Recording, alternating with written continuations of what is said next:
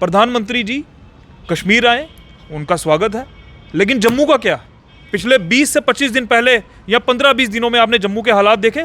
Terrorist कहाँ से आ रहे हैं, कितने लोगों में अभी तक, कितनी घरों में अभी 13वीं भी नहीं हुई है, और प्रधानमंत्री जी वहां जाके उनके मुंह से एक शब्द नहीं निकला, एक लफ्ज नहीं निकला, और जम्मू को आप फिर नेगलेक्ट कर रहे हो। जनाब, आप अपने कैंडिडेट नहीं दे पाए लोकसभा के कश्मीर में, इवन की पुंछ में, रजौरी में आपको जम्मू ने 2 सीटें जिता के दी, और आपको इतना याद नहीं रहा कि जम्मू में भी हमारे लोग बैठे हैं जो हमारा इंतजार करते हैं, क्योंकि जम्मू में गर्मी पड़ती है, कश्मीर में मौसम सुहाना है। इसलिए we are very sorry sir, as a youth हम बड़े नाराज हैं इस चीज से। इलेक्शंस अपनी जगह हैं, लेकिन प्रधानमंत्री तो सबके हैं। क्या उनका यह दायित्व नहीं बनता कि एक बार जम्मू के लोगों का आके भी शुक्रिया करें जिन्होंने आपको 2 सीटें आपकी झोली में डाल दी? जहां से आपने कैंडिडेट खड़े किए वहां पर लोगों ने बिना देखे, बिना सोचे समझे आपको वोट डाला। उस नौजवान का क्या जो बेरोजगार है यहां पर? उन फैमिलीज का क्या जिनके लोग मर गए, टेररिस्टों के हाथे शहीद हो गए? पुंछ के लोगों को, रजौरी के लोगों को भारतीय जनता पार्टी की सरकार ने एसटी का स्टेटस दिया, लेकिन फिर भी इनकी मजाल नहीं थी कि वहां पर अपना कैंडिडेट खड़ा कर पाए। क्यों? क्योंकि ये जानते हैं कि वो लोग सियासी तौर पे बहुत ज्यादा समझदार हैं। कांग्रेस के पीछे पड़ते हो, फिर आप कांग्रेस के पीछे पड़ जाते हो कि उसको ही जिताना है, फिर आप बीजेपी के पीछे पड़े हो, अब आप बीजेपी को ही पीछे पड़ गए हो कि इन्हीं को जिताना है, जो मर्जी हो जाए, हमारे पे रोड रोलर चल जाए। आप चेंज ही नहीं करना चाहते। जम्मू कश्मीर कभी डिसाइड नहीं करता, ये आज यूपी के लोगों ने बता दिया। इन लोगों का दिमाग खराब हो गया है। ये जो सत्ताधारी लोग हैं ये पागल हो गए हैं, इन्हें कुछ नहीं दिखाई दे रहा अपनी सत्ता के आगे। इनको सिर्फ सरकार बनानी है, चाहे नौजवान हो, जो मर्दी हो। बेड़ा गर्क करके रख दिया इन्होंने जम्मू का।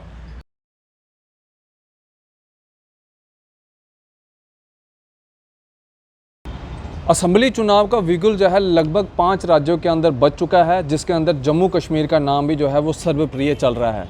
लगता है कि अब यहाँ पे असेंबली चुनाव जो है वो करवाए जा सकते हैं, लेकिन इसी बीच कई ऐसे इश्यूज़ हैं जिसके ऊपर आज पूरा भारत जो है वो सवाल या निशान जो है वो आज की एजेंसीज़ के ऊपर जो है वो खड़ा कर रहा है। चाहे फिर वो नीट का एग्ज़ाम हो, चाहे वो फिर 6000 पोस्टों को विड्रॉ करने की बात हो, या फिर प्रधानमंत्री का कश्मीर में आना, जम्मू में ना आना, इन सब चीज़ों के ऊपर आज लोग जो है वो सवाल या निशान खड़े कर रहे हैं। और स्टूडेंट्स के अंदर काफ़ी ज़्यादा इस समय जो है वो रिजेंटमेंट जो है वो देखने को मिल रही है। इस समय मेरे साथ सोशल एक्टिविस्ट और बड़े ही जुझारू स्टूडेंट नेता दिव्यांश वर्मा जी मेरे साथ इस समय बातचीत में मौजूद हैं, जो हर बार और हर इश्यूज़ को जो है वो बड़े ही तरीके सिर से बात करके सरकार को जगाने का जो है वो कोशिश करते हैं। आज हम इनसे बातचीत करते हैं। दिव्यांश जी, असेंबली का विगुल जो है वो बच चुका है, लेकिन इसी बीच एक बड़ा स्कैम नज़र भी आया, जिसको हम कहते हैं नीट का जो एक स्कैम है वो पेश आया। एनटीए के ऊपर जो है वो सवाल जो है वो खड़े हो रहे हैं। उसके बाद कई ऐसे और इश्यूज़ हैं जिसके बारे में जो है आज पूरा भारत जो है वो सवाल निशान खड़े कर रहा है। तो क्या लगता है इन मुद्दों के बीच में असेंबली चुनाव जो है वो हो पाएंगे जम्मू कश्मीर के अंदर, या जो 5 राज्य हैं? देखिए मुजम्मिल जी, सबसे पहले तो आपने जो असेंबली चुनावों की बात की है, मुझे नहीं लगता कि इस रजीम का, इस हुकूमत का कोई भी विचार होगा इस समय पे असेंबली चुनाव कराने में जम्मू कश्मीर में। और जैसा कि आप कह रहे हैं कि बिगुल इन्होंने बजा दिया है, इन्होंने ये बिगुल मुझे लगता है 2 साल पहले 15 अगस्त के दिन माननीय प्रधानमंत्री जी ने झंडा जब उन्होंने जो है फहराया था, लहराया था हमारा लाल किले पे, वहाँ से उन्होंने अनाउंस किया था कि आने वाले 15 अगस्त से पहले पहले जम्मू कश्मीर में जो है असेंबली के चुनाव हो जाएंगे। लेकिन उस बात पे भी वो खरे नहीं उतरे, और मुझे नहीं लगता कि ये अभी भी ये जो बिगुल बजा रहे हैं ये खाली बिगुल ही बच के रह जाएगा, क्योंकि इनको बिगुल बजाने के शौक ज़्यादा हैं और काम करने के कम है। ये ज़्यादातर चीज़ों में बिगुल बजाने में ही सरकार जो है इसकी महारत है कि बिगुल बजाओ और काम मत करो। और दूसरी आपने बात की नीट की या एनटीए की, तो मैं आपको ये कहना चाहता हूँ कि आज के समय में सबसे ज़्यादा अगर किसी की प्रताड़ना हो रही है, कोई एक्सप्लॉइट हो रहा है, कोई सफ़र कर रहा है, तो आज का नौजवान, आज की पीढ़ी, आज का युवा जो बेरोज़गारी से जूझ रहा है, जो अनएम्प्लॉयमेंट से जूझ रहा है, जो नशे के तरफ बढ़ता जा रहा है दिन ब दिन, सारी की सारी जितनी भी परेशानियां जो हैं आज की डेट में, सबका बोझ जो है आज के नौजवान के ऊपर है। और ये बड़ी अनफॉर्चुनेट बात है गवर्नमेंट के पार्ट पे। आज बड़े गुस्से के साथ और दुख के साथ ये कहना पड़ रहा है कि इस गवर्नमेंट की, मतलब इस गवर्नमेंट का जो बिल्कुल भी तवज्जो जो है वो नौजवानों की तरफ नहीं है। बड़े शौक के साथ हमें ये कहना पड़ रहा है प्रधानमंत्री जी कश्मीर आए, उनका स्वागत है, लेकिन जम्मू का क्या? पिछले 20 से 25 दिन पहले या 15-20 दिनों में आपने जम्मू के हालात देखे? टेररिस्ट कहाँ से आ रहे हैं, कितने लोगों में अभी तक, कितनी घरों में अभी 13वीं भी नहीं हुई है, और प्रधानमंत्री जी वहां जाके उनके मुंह से एक शब्द नहीं निकला, एक लफ्ज नहीं निकला, और जम्मू को आप फिर नेगलेक्ट कर रहे हो। जनाब, आप अपने कैंडिडेट नहीं दे पाए लोकसभा के कश्मीर में, इवन की पुंछ में, रजौरी में। आपको जम्मू ने 2 सीटें जिता के दी, और आपको इतना याद नहीं रहा कि जम्मू में भी हमारे लोग बैठे हैं जो हमारा इंतजार करते हैं, क्योंकि जम्मू में गर्मी पड़ती है, कश्मीर में मौसम सुहाना है। इसलिए we are very sorry sir, as a youth हम बड़े नाराज हैं इस चीज से। इलेक्शंस अपनी जगह हैं, लेकिन प्रधानमंत्री तो सबके हैं।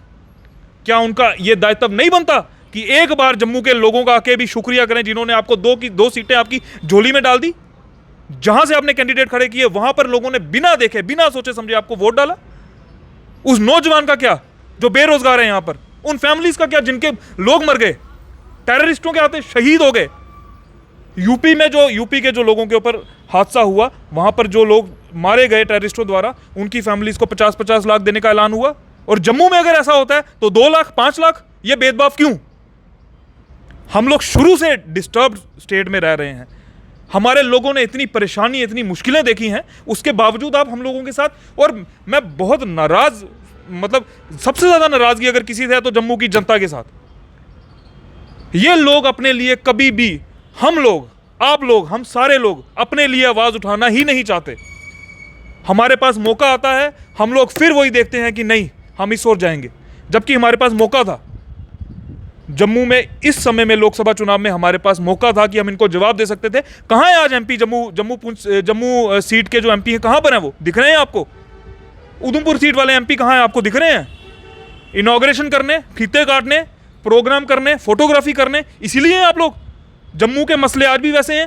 हीरानगर में देखो, आज भी लोग, मडीन वाले इलाके में बिजली के लिए लोग तरस रहे हैं।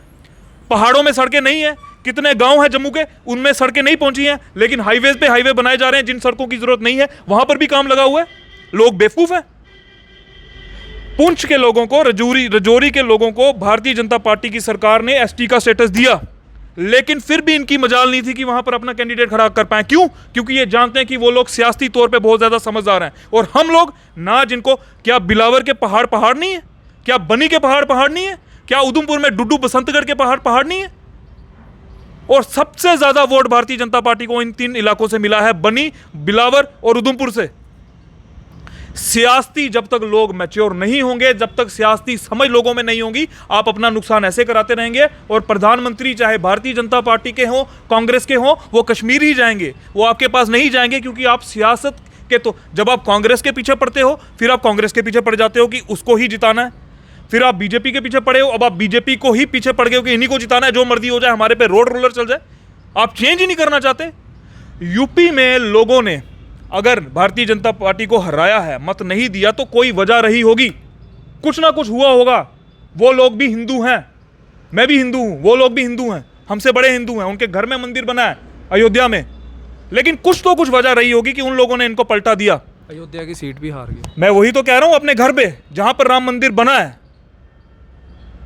आपने जो गोरक्षा वाहिनी के जो नेशनल अध्यक्ष हैं, जो पूरे राष्ट्र के अध्यक्ष हैं, माननीय श्री इंद्रेश कुमार जी, आपने अगर उनका भाषण सुना होगा तो उन्होंने एक अपनी तकरीर में कहा है कि घमंड की वजह से, अगर वो लोग जो इनकी बैकबोन है, अगर राष्ट्रीय स्वयं सेवक संघ के सरंग संचालक श्री मोहन भागवत जी ये कह रहे हैं, तो इसका मतलब वो जो इनकी बैकबोन है भारतीय जनता पार्टी की, अगर वो लोग ये कह रहे हैं तो कुछ तो बात होगी।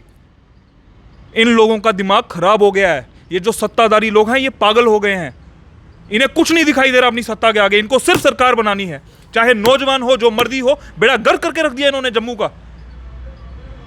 इलेक्शंस खत्म, एमपी जीत गए, जम्मू का नौजवान आज भी बेरोजगार है। कल 6000 पोस्टें जेकेएसएसबी की विड्रॉ हो गई। NTA scam, NEET scam, National Testing Agency scam कर रही है। पहले आप दूसरों पे उंगली उठाते थे, आज सवालिया निशान किसके ऊपर खड़ा है? कौन रिस्पॉन्सिबल है? आज नेट, मतलब असिस्टेंट प्रोफेसर की एलिजिबिलिटी के लिए, मतलब नेट जो एग्जाम होता है, आप उसके ऊपर भी आपको हो गया कि ये पेपर जो है वो कॉम्प्रोमाइज हो गया। कहां जाएगा इंसान? बेरोजगारी चरम पर है, और अपने प्रोग्राम्स कराने के लिए आपको भीड़ चाहिए, अपनी फोटोग्राफी चाहिए, अपनी महारत हासिल करनी है। क्या दिखाना चाहते हो? नौजवान विश्वास किस पे करें? नौजवानों ने इस बार इनके खिलाफ वोट डाला था, नौजवानों ने वोट डाला है। ये कुछ हम ही लोगों में से कुछ तगमा ऐसा था जो बेड़ा गर्क कर रहा है हम ही लोगों का। नौजवानों ने बिल्कुल इनके खिलाफ वोट डाला था, क्योंकि नौजवान जानते हैं जिसकी उम्र 25 साल थी सर, 5 साल के बाद 19 में 25 साल की थी, 24 में 30 की हो गई, वो ओवर एज हो गया। अब जिसकी 30 है वो 35 का हो जाएगा, वो बिल्कुल ओवर एज, वो किसी भी जॉब के लिए फिट भी नहीं रहेगा, नॉट मेंटली नॉट फिजिकली, वो फिट ही नहीं रहेगा। जो 2014 में 24 साल का नौजवान था आज 34 साल का हो गया। ये चीज़ें सोचनी पड़ेंगी। कॉलेजेस में आप एडमिशन्स बढ़ाए जा रहे हो, आपने कॉलेजेस को, यूनिवर्सिटीज़ को कॉर्पोरेट बना दिया है। आप एडमिशन्स बढ़ाए जा रहे हो, number of students, strength increase करते जा रहे हो। 30 बच्चे एक जगह से पास होते थे, आज 150 बच्चा होता है, लेकिन आगे आके ब्लॉक हो जाता है, एंट्री ब्लॉक हो जाती है, एग्जिट ब्लॉक है। क्यों? वहां पर इतने लोग आ गए हैं कि आपके पास उनको देने के लिए नौकरियां नहीं है, आपके पास कोई प्लानिंग ही नहीं है, आप सिर्फ एडमिशन लिए जा रहे हो। आज की डेट में गवर्नमेंट यूनिवर्सिटीज भी हैं, वो कॉर्पोरेट की तरह काम कर रही हैं, फीसें बढ़ा रही हैं, हॉस्टल की मेस के बिल बढ़ा रहे हैं, सब कुछ इस तरीके से चल रहा है कि कॉर्पोरेट सेक्टर है, कोई फैसिलिटी नहीं दी जा रही, इलेक्ट्रिसिटी नहीं होती, बच्चे परेशान होते हैं, दुखी होते हैं। ये हालात है आज की डेट में जम्मू, मैं खास करके जम्मू प्रोविंस की बात कर रहा हूँ। रोज एबीवीपी के स्टूडेंट्स जो है जम्मू यूनिवर्सिटी में प्रोटेस्ट कर रहे होते हैं, और एबीवीपी जो है अखिल भारतीय विद्यार्थी परिषद एक भारतीय जनता पार्टी का ही विंग है, स्टूडेंट विंग है, लेकिन वो रोज प्रदर्शन कर रहे हैं। इसका मतलब कि आप उन लोगों की भी नहीं सुन रहे। और बड़ी नाराजगी है मुझे कांग्रेस सरकार के अपोजिशन की, जो बात करते हैं कि वहां के लोग सिर्फ आधा घंटा प्रोटेस्ट करके और घरों में बैठ जाते हैं। क्यों नहीं बाहर निकलते सड़कों पे? ये समय सड़कों पे निकलने का है। मेरा सवाल भी यहाँ पे यही था कि कल भी हमने देखा कि वहाँ कांग्रेस के जो नेता थे, वकार रसूलवानी साहब या रमन बल्ला जी, वो बाहर आए, सड़क पे आधा घंटा प्रोटेस्ट किया, फिर उसके बाद शायद उनको गर्मी लग गई, फिर वो अंदर चले गए, वापस चले गए। पहले का समय कुछ और था, 2014 से पहले जब हम छोटे थे उस समय, लेकिन हम देखते थे कि भाजपा के लोग जो हैं वो सभी आम जनता को लेके जो था वो सड़कों पे उतरते थे, बंद की कॉलें होती थी, हड़ताल की कॉलें होती थी। आज तो वो बिल्कुल भी दिखाई नहीं देता, आज अपोजिशन तो कहीं नज़र ही नहीं आती है। तभी तो परेशानी हो रही है सर, तभी तो एक रजीम जो है वो पूरी तरह से मस्त मोला होके जो मन में आ रहा है वो कर रही है। मैं बधाई देना चाहूँगा लीडर ऑफ अपोजिशन को, उन्होंने मेहनत करी, उसका नतीजा आपने देखा। आज कांग्रेस के पास 100 सीटें हैं, ये मेहनत का नतीजा है सर। आप लोगों के पास पहुंचोगे, आप डोर टू डोर जाओगे, आप उनके लिए आवाज़ उठाओगे तो लोग आपके साथ खड़े होंगे, ये लोगों ने दिखा दिया। आप घरों में बैठे रहोगे, आप ऑफिसेज में बैठे रहोगे, आप एयर कंडीशनड ऑफिसेज और गाड़ियों में बैठे रहोगे तो लोग आपके साथ नहीं आएंगे। और लोगों से भी मैं अपील करना चाहूँगा कि अपने बच्चों का फ्यूचर देखिए, आप ये देखिए कि, और सबसे बड़ी बात, आज की डेट में जम्मू जो है ना, सब्जी वाले के पास जब सब्जी लेने जाओ तो वो क्या करता है, एंड में मुफ्त की मिर्ची और धनिया देता है। आज जम्मू की 2 सीटें वो मुफ्त की मिर्ची और धनिया है। इन सीटों से सेंटर में कौन सी सरकार बनती है ये डिसाइड नहीं करती, उत्तर प्रदेश डिसाइड करेगा कि कौन सी सरकार सेंटर में बनेगी। जम्मू कश्मीर कभी डिसाइड नहीं करता, ये आज यूपी के लोगों ने बता दिया। आपकी 2 सीटों से उनको कोई फर्क नहीं पड़ा, आप तो अपनी 2 सीटें ऐसे फ्री में दे देते हो, जैसे वो सब्जी वाला देता है, धनिया दे दिया, मिर्ची दे दी। आप अपनी वैल्यू कब बढ़ाओगे? उनको पता है कि हम आएंगे, इनसे वोट मांगेंगे और वोट दे देंगे। मेरे 2 सवाल हैं आपसे, आप हिंदू हैं? मैं बिल्कुल हिंदू हूँ, मैं सनातनी हूँ। आपको लगता है हिंदू खतरे में? नहीं, मैं तो खतरे में नहीं हूँ सर। मुझे अपनी पुलिस पे, अपनी आर्मी पे, अपने आप पे पूर्ण रूप से विश्वास है, मैं खतरे में नहीं हूँ। इस बार एक नारा चला ना, जो राम को लाए हैं वो हम उन्हें लाएंगे। नहीं, ये देखिए, ये धार्मिक जो चीज़ें हैं, मुझे लगता है इसका पॉलिटिक्स में कोई काम नहीं। धर्म इंसान का बहुत इंडिविजुअल होता है, मेरा धर्म बड़ा इंडिविजुअल है, आपका धर्म अपना इंडिविजुअल है। मुझे नहीं लगता इसको पब्लिक प्लेटफॉर्म पे ये सब, मुझे नहीं लगता ये एक्सप्लॉइट करना चाहिए या एक्सप्लोर करना चाहिए। और प्रभु श्री राम को कोई नहीं ला सकता, ये उन्हीं की बनाई हुई धरती है, उनके सिद्धांतों का पालन होना चाहिए, उनके दिखाए हुए रास्ते पे चलना चाहिए। लेकिन ये कहना, ये सरासर मुझे लगता है, मेरी पर्सनल ओपिनियन है, लोगों का अपना ओपिनियन हो सकता है, मेरा ये ओपिनियन नहीं है कि कोई प्रभु श्री राम को ला सकता है। ये गलत बात है मेरे नज़रिए से। और पॉलिटिक्स को रिलीजन के साथ जोड़ने का कोई मतलब नहीं। संत महात्माओं का अपना काम है, पॉलिटिशियंस का अपना काम। ऐसा होता है दिव्यांश जी? नहीं होता है, तो जहाँ हो रहा था उन लोगों ने जवाब दे दिया। मुझे लगता है उत्तर प्रदेश की जनता ने जवाब दे दिया, वहीं पर राम मंदिर बना, अयोध्या में ही। वहीं से आप अगर हार गए तो इसका मतलब कहीं ना कहीं तो आप में कमी रह गई। अब आप किसको क्वेश्चन करोगे? अब आप किसके ऊपर सवालिया निशान उठाओगे? अब आप हिंदू धर्म के अंदर डिवीजन करोगे, बाइफर्केशंस करोगे, इसका मतलब उसमें भी हो रही है। नहीं, अगर मैं यही बोल रहे कि अयोध्या के वही लोग हैं जिन्होंने सीता माता को जो है नहीं, वो मैंने वही कहा ना, बड़ी बड़े लोग बड़ी बड़ी तर्क दे रहे हैं। अब ये वो लोग हैं जिनका बिल्कुल दिमाग जो है वो बिल्कुल ख़राब हो चुका है, सड़ चुका है, जिनका ज़मीर मर चुका है, ये वही लोग हैं। मैंने आपको एग्जांपल दी माननीय श्री इंद्रेश कुमार जी की। अगर उनके ये अल्फाज हैं घमंड, अगर उनके अल्फाज हैं तो मुझे नहीं लगता कि उस पर कोई फिर क्वेश्चन मार्क और कोई बचता है कि उनसे, उन लोगों से बड़ा वो तो बिल्कुल अपने धर्म के लिए काम कर रहे हैं और वो सबके लिए काम कर रहे हैं। वो देश हित के लिए गौ सेवा दल उन्होंने खोला है और उस पर वो बढ़िया काम चल रहा है, कोई उसमें दो राय नहीं है। लेकिन अगर वो लोग बोल रहे हैं, इसका मतलब ये है कि उनसे बड़े तो ये धर्म के ठेकेदार नहीं है ना, ठीक है ना। उनसे बड़े जो लोग आके 2 मिनट के लिए बकवास करते हैं जो सोशल मीडिया में, ये उन लोगों से बड़े जो लोग ऑर्गेनाइजेशन चला रहे हैं, संस्थाएं चला रहे हैं, जो अपने सच में अपने धर्म का प्रचार कर रहे हैं, उन लोगों से बड़े ठेकेदार तो नहीं है ये। अगर वो लोग भी बोल रहे हैं कि इस रिजीम में, इस सरकार में कहीं ना कहीं घमंड था, तो हमें उनकी बात जो है एक्नॉलेज करनी चाहिए, इसमें कोई दो राय नहीं। बहुत बहुत शुक्रिया दिव्यांश जी बातचीत करने के लिए। ये हमारे साथ दिव्यांश वर्मा जी थे जिनसे हम बातचीत कर रहे थे। अब आप अपनी राय इस वीडियो के कमेंट सेक्शन में जो है वो रख सकते हैं। तमाम उन मुद्दों के ऊपर बातचीत हुई है। लोकसभा के चुनावों के बाद ये बड़ा ही एक्सक्लूसिव इंटरव्यू है मेरा दिव्यांश वर्मा जी के साथ। इनके साथ इंटरव्यू करने का मकसद ही यही रहता है कि ये हमेशा बेपाकी से बात करते हैं। जब भी बात करेंगे तर्क रख के हमेशा बात करेंगे। और मुझे लगता है कि आधे से ज़्यादा लोगों को जो है इसमें पेट में दर्द भी हो रही होगी कि दिव्यांश जी ने इस तरह से बोला या मुजम्मिल इस तरह से सवाल कर रहा है।